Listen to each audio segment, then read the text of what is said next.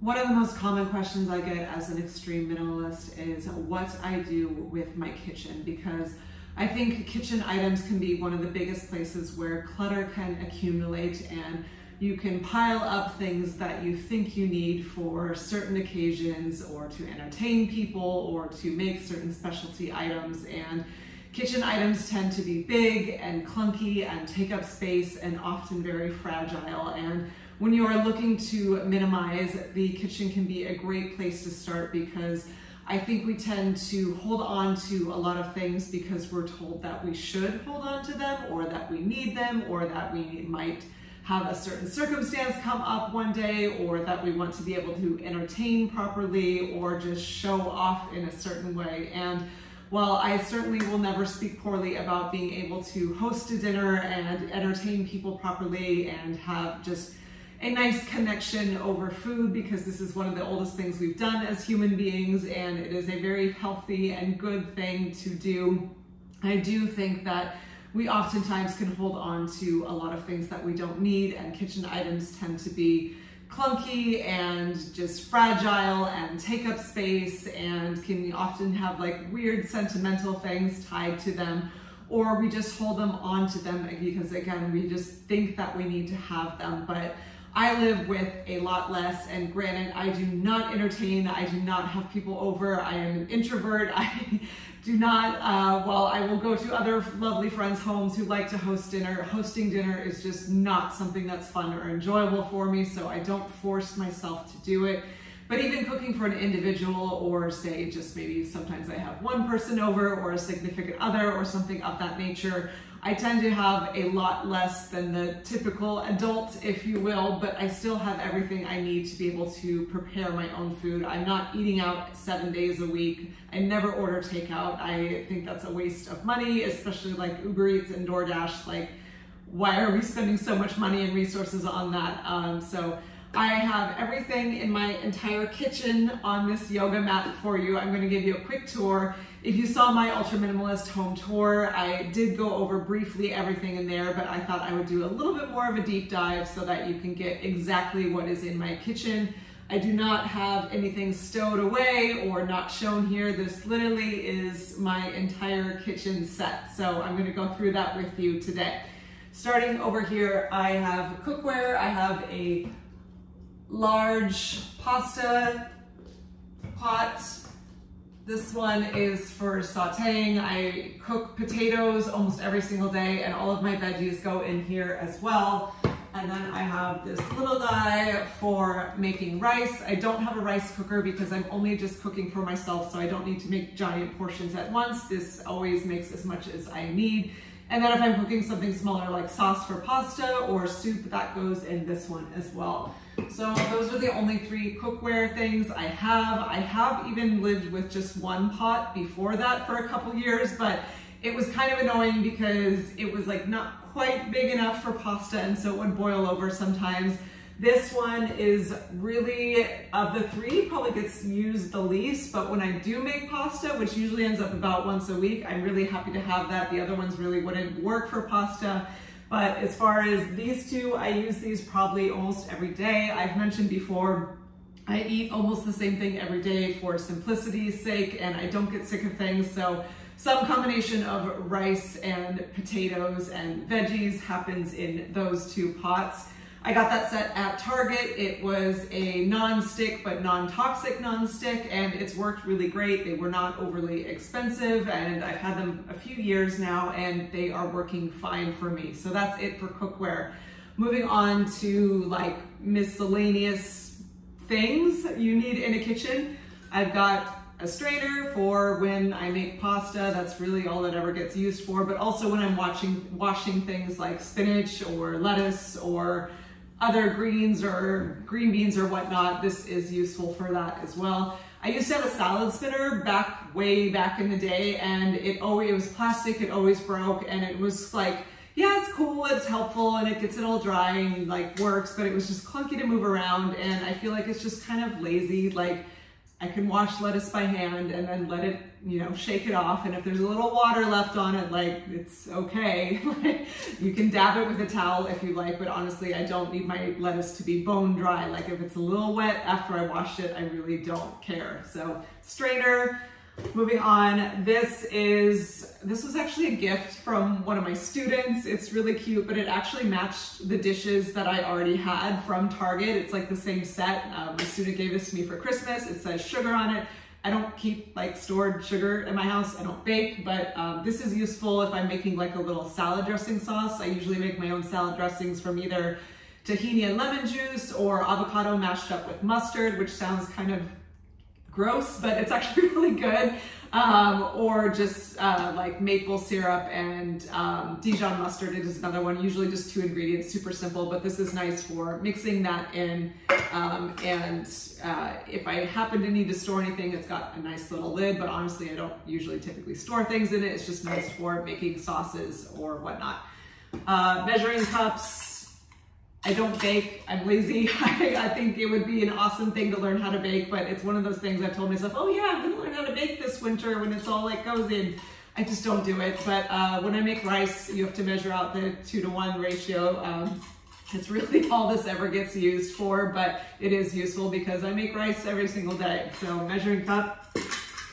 I have a pure water filter. I used to buy plastic bottles of water, like the big jugs, but I had this sort of come to Jesus moment of like, this is terrible. Why am I doing this? This is so lazy and this is so wasteful. So I got a pure water filter. I do have to say I tried out Brita years before, and I think pure works better. It just tastes better. I could still taste sort of like chlorininess in a Brita filter, but the pure one I find works really great. You just buy a filter, you change it every 3-ish months, and then just using tap water to fill that. So that has been a great addition. I have one wooden cutting board. I really like the aesthetic of it because living in these tiny kitchens that I'm usually living in, it's usually sitting out. I keep it like above my sink that's typically the best place for it. The wood is really nice, it's very beautiful, and I only need one cutting board. I know in homes sometimes if you're preparing like chicken and or veggies, it's helpful to have more than one cutting board, but I am vegan, so I do not have to worry about cross-contamination, so one cutting board is all I ever need. Moving on, I have one water bottle. This was actually another gift from one of my sweet little students back in the day. And then I have this one, actually is on the verge of being decluttered because I have a video if you want to check it out. In recent months, almost about 6 months ago, I quit coffee, but I was a massive coffee drinker for 20 years. And I did at least get to a better eco point. I used to go get to Starbucks every day and get plastic every day, which is so horrible. But a few years ago, I did switch to at least drinking it out of a thermos when I would go to get it. But since I have quit coffee, this is basically sitting in my cupboard, and it's kind of nostalgic. And I think there's this like little ego clinging on of like, oh, but you might go back to it someday. But I'm like, no, I quit, and I'm happy that I quit. And I don't really drink tea that much. If I do, it's herbal tea, and I'm like sipping it slowly at home. I don't really need tea on the go, so I'm not sure, but I really like things in pairs, and these look cute together, but that's kind of ridiculous. Like, we'll see. This may not stay around forever, but right now I have it. Moving on, utensils. These are they gonna fall out? Can you see? Try not to drop it all. These are all of the utensils I have. I have one really rad cutting knife. I never used to be a good knife person, but I decided to invest a few years ago, and not that I'm a super fancy cook, but having this to like, especially when it's something really hard to cut like beets or really hard sweet potatoes, that knife is badass. I have one wooden spoon for all of my cooking. If I'm making, say, rice and potatoes or pasta and then the sauce on the side and it mixes up a little bit, like, I don't care. One spoon is enough for how I cook. I have a can opener, one pair of scissors, and this was the little knife I used to use. It's kind of pathetic that I was trying to chop veggies with that, and I was like, oh, that's fine. But then again, once I got that other knife, I was like, oh, what was I doing with this? But I still hold on to this because it's useful to cut like certain little things, and I don't know why, but I have this sort of nostalgia to this old little knife. But also for road trips, if I'm traveling around and need to like cut an avocado on the go, this is helpful. So keeping that little knife. And then beyond that, I just have, like Noah's Ark, 2 knives, 2 forks, 2 spoons, 2 of each kind. That is all I need. Those forks, knives, and spoons may or may not have come from the restaurant that I work at. It's okay, there's thousands there. You're not missing them. But I did that because I went to like Bed Bath & Beyond or one of those godforsaken places, and I was like, I only want 2 of each kind. First of all, it's just me. I could really get away with 1 of each kind, but I like things in pairs, so that's why I have pairs of sort of everything here.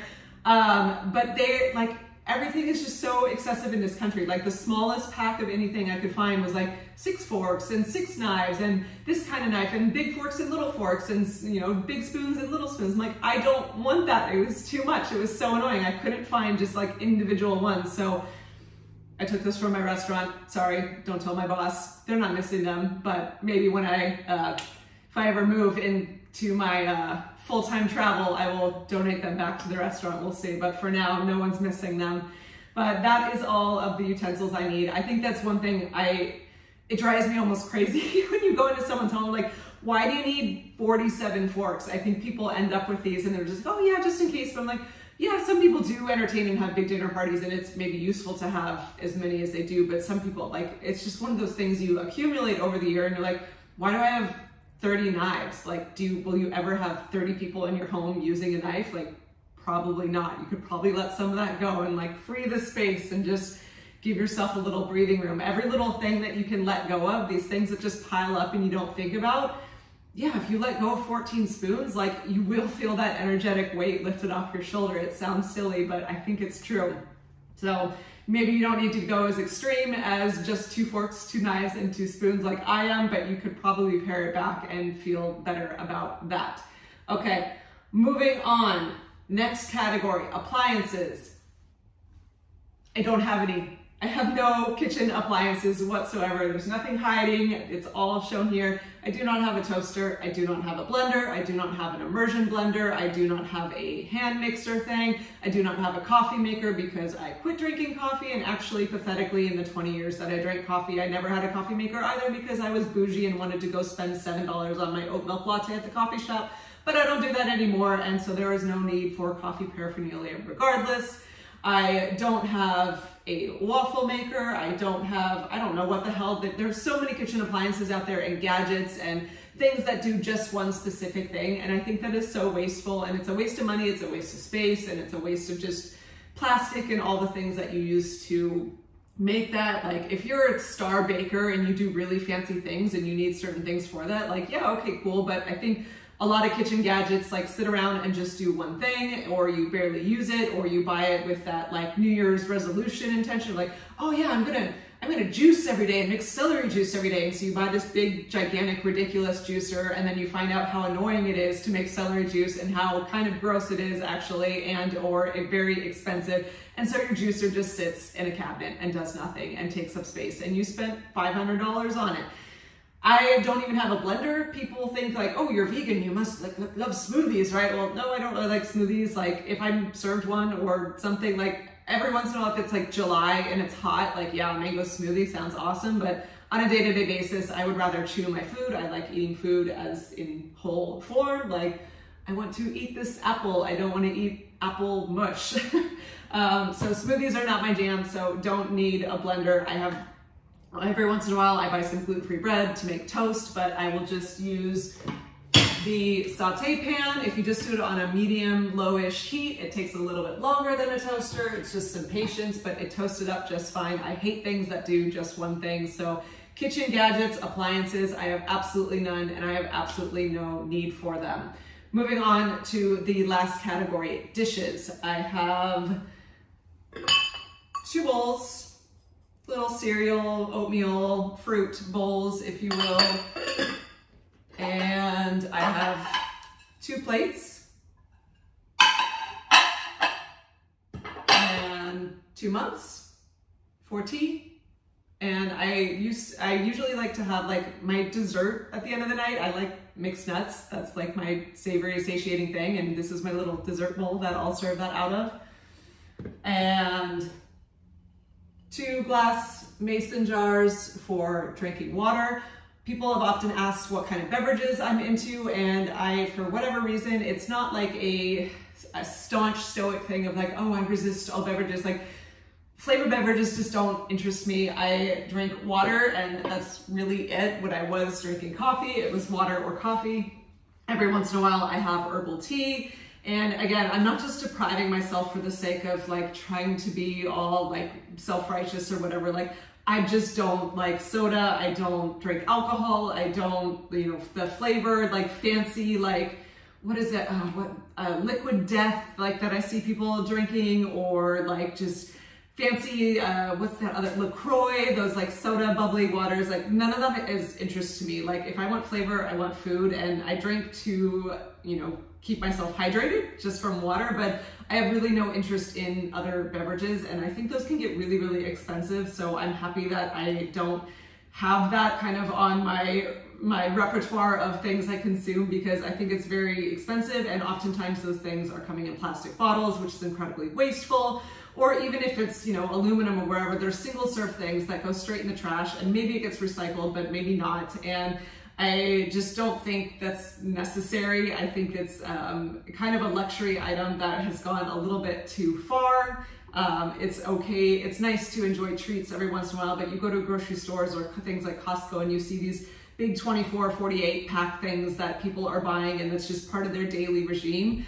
I think we could definitely be a little bit more conscious with choices like that. And for me personally, again, it just really does nothing for me. So this water is the only beverage that is happening in my house.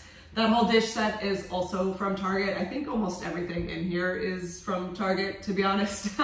And again, living by myself, I am a classic introvert, or an extroverted introvert, if you will. I work in a restaurant and I was a teacher for many years, so I deal with hundreds of people all day long. So when I go home, I need quiet and peace, and I do not socialize very often, that much at all. I do have some beautiful friends that we will go out to their house for dinner or go out in the world for dinner.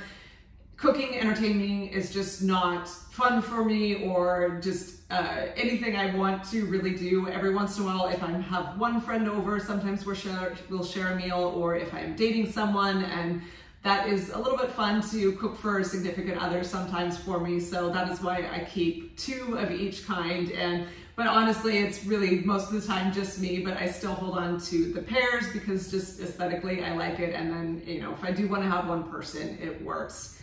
Moving on, I have this large wooden bowl, which usually is, let me see, what have we got in here today? We've got some sweet potatoes, some yellow potatoes, some apples and oranges, kind of halfway through my shopping cycle here, but that lives on my counter. This is like my kitchen decor because I think fruit and vegetables are beautiful, and that's normally, there's usually a lot of color going on here sitting on my counter, and I think the wooden bowl is beautiful, so it is functional. Rather than fill my kitchen with like, fake whatever, pictures and fake plants and all sorts of other things that you could, you think you need to fill your space with, I use function as my decor. So this, how beautiful is that apple? It's amazing. And then I can eat it. So this is my kitchen decor, and that bowl functions to just always hold that. I always have fresh produce in hand, and this is holding that. Which brings me to the very last piece. This is my favorite piece I have. I have a special connection with this bowl. This is like a cat, this is like my dinner bowl. I do have these beautiful dishes here, and sometimes I use them, and if I'm eating something like avocado toast, where it's nice to have a flat surface like a plate, yes, I will eat off of my plate. Or if it's like, I want a small bowl of cereal or oatmeal, I'll use the little bowl. But 9 out of 10 times when I am cooking, it is a very large portion. I've talked about this in my What I Eat in a Day videos. I am vegan, so I eat large and in abundance because plant foods, you just need to eat more of them to be fully satiated. So almost every night my dinner is out of this, whether it is a big bowl of pasta or rice with potatoes and vegetables. Those are kind of my 2 go-to meals. I do not have huge variety in my diet at all. I keep things very simple and kind of just, you know, almost like a cat, like eating my same meal every day. And I honestly don't get sick of it. I more just like to know that what I will eat is going to nourish me and fill me up and give me energy for the next day and digest well.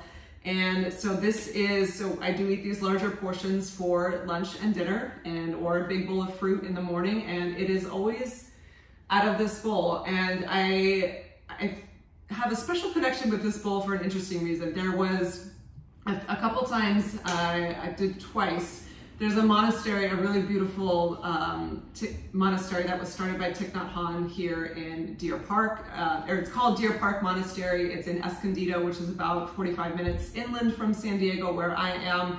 And I've a couple times now done some silent retreats now and stayed with the monks there. And I observed something really cool. This was first of all where I learned the practice of eating in silence. They call it the noble science, and the purpose of that is to really connect with your food and to connect with the present moment and to tune out distractions and to really have gratitude for each thing that you are consuming, and even to like specifically connect, like, thank you sweet potato, thank you broccoli, thank you chickpea, or thank you cauliflower, whatever it is you're consuming, because we can so easily, even if you take all this effort to produce a really beautiful meal, conversation starts, or Netflix or TV streaming starts, or video game starts, or people they're still working at their desk, and because life is chaotic.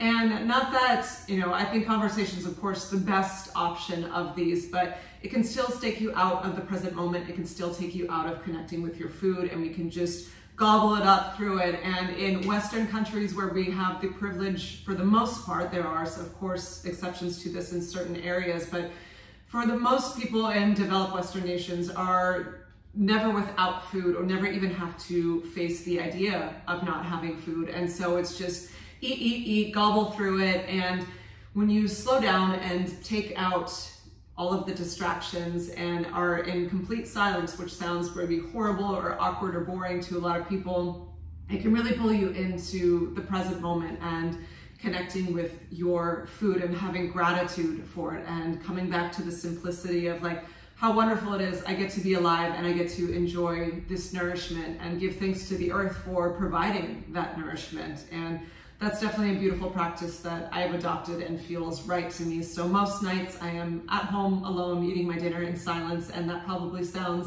so sad or pathetic to a lot of people, but it's become a very deep spiritual practice for me that's been very grounding. It's helped me slow down because I used to live a very chaotic life and have no idea how to live slowly, and it's still a practice for me. And it's just been very healing in a lot of ways, and gotten me more in tune with my body and more connected to the bounty of things that come from the earth. Like, this is a sweet potato. This might be a Japanese sweet potato or a yam, I can't tell. I'll know when I cut it open. I bought both this time. But like, how amazing. This just grew out of the earth, and it will eat us, or sorry, I'm gonna eat you, you're not gonna eat me. We can eat this and nourish ourselves with it. And it's, you know, potato is such a simple thing that often gets looked over, but it's a miracle that we can have such abundance, we can nourish ourselves with us. And I think it's important to take time to connect with your food each day and be grateful you have it, because there are so many people on this planet that don't have enough to eat, and even in this day and age, and it's horrific. So slowing down and having gratitude for something as simple as a little potato is an important practice, I think. And another cool thing, I will close with this, is when the monks are staying at this monastery, they each have, similar to this, they have just one wooden bowl. It's a beautiful commitment on their end. When they go into this monastery, they let go of all of their possessions. They have one robe that they wear, and then one backup robe for when they are washing the other robe, always by hand, of course. But everything there, even when we do the dishes after these large gatherings, you do the dishes in silence, and it's all by hand. There's no machines. But they let go of all possessions except for, some shoes, because it can get cold in the mountains. And they, maybe their mala beads, but they have their robes, and then they have just one wooden bowl. And that is meant as their one source of nourishment. And I feel that just resonates with me a lot because it's, you know, it's tied to food, which is directly the most necessary thing for nourishment to sustain yourself. But it's just such a simple and different way of living. And again, like I said, if you love to do big dinner parties and host and connect with people, that is a beautiful thing. But I think we can all always be tuning into how much do we really need. You know, these monks are just spending their day in prayer and trying to give love out into the world, and they have their one little bowl to nourish themselves with, and that's enough. For me, just I've even contemplated getting rid of the other ones, and maybe when I move into my new place, I still might, because I do feel such a connection to this little bowl. I feel gratitude to have food in it each night for myself, and just take time sitting with it and just reminding myself, like an animal in nature, you know, animals, I've said in my other video, someone quoted me, ducks don't have wardrobes. Like, no, they don't. Ducks and bears and lions and tigers also don't have giant dish sets. And again, remember, when you make all of these decisions about how to curate your home and what specific belongings you need to have your life function in a way that's nourishing for you, yes, keep in mind your own path and what makes you happy, but always keep in mind the bigger picture of every single resource you take, every single item you use, whether it is that 6-pack of forks, or why have 2 mugs when I could have 30 mugs, or buying plastic water bottles or even aluminum cans that is part of your daily habit, or having a different type of cookware for every single different type of thing you could cook. One day you will pass on, and those things will not be yours anymore, and they will still be in this environment, and hopefully maybe they'll be useful to someone else, but very often they are not. And if you are living in excess, you are living outside of what you actually need, that is putting a footprint on the planet, and that is leaving a dent in a way that we don't want to be. And we can, you know, point the finger and say, oh, it's capitalism or big corporate America or, you know, big oil or whoever that's the cause of environmental destruction. But really it comes down to individual choices and really thoughtful choices with every single damn action you take. For something as simple as when you go to buy a pack of forks, do you really need 14, 20, 30, whatever forks? It's something so simple, but it's going to take all of us making those intentional choices and really having scrutiny for every single thing we bring into our life. Because again, once you take that in, it exists, it's on the earth, and it is using resources. And if we are going to heal the planet, we have to start having more discretion for every single little thing that we consume, and perhaps taking a moment to scale back and ask yourself the question, do I really need this? Do I really need this much of this? How would my life be without this? Is it deprivation to not have this thing, or is it perhaps liberation? Okay, that's my speech for the day. Hope you enjoyed my little tour of the kitchen. I'm going to go put this away and watch the sunset, and then have, shocker, some rice and potatoes and vegetables for dinner. All right, thank you for watching, and I will see you in the next video.